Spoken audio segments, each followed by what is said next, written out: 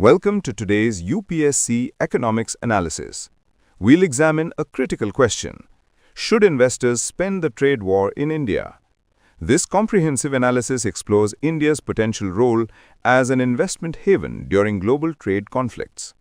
First, let's understand what makes a financial haven. Traditional safe havens like gold, Swiss franc and Japanese yen have become expensive during recent trade tensions. This has led investors to seek alternative shelters for their capital. India presents an interesting case. Unlike typical emerging markets, India shows structural advantages during trade wars.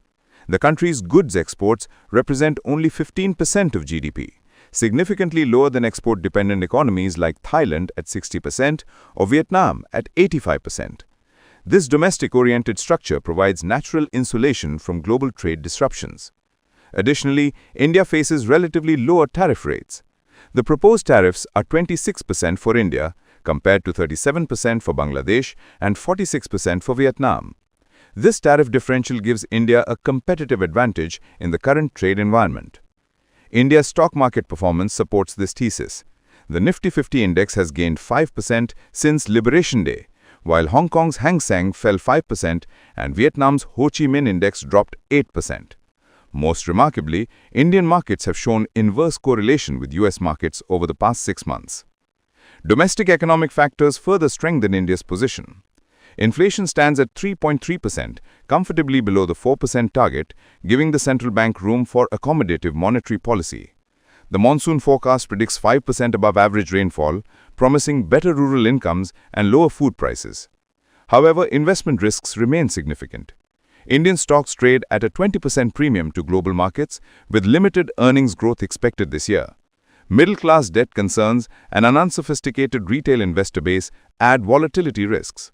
The key question is whether India's economic slowdown is cyclical or structural. If cyclical, policy measures can address temporary weakness. If structural, fundamental problems would make current valuations unsustainable. For UPSC candidates, this case study demonstrates the complexity of modern economic analysis.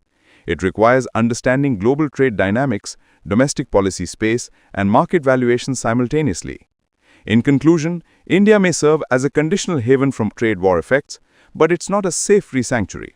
Investors must weigh structural advantages against valuation concerns and domestic uncertainties. The subtitle, "Mumbai may be a haven, but it is not a safe one," perfectly captures this nuanced reality. Thank you for this economic analysis. Remember, successful UPSC preparation requires integrating multiple economic perspectives and understanding policy implications in complex global scenarios.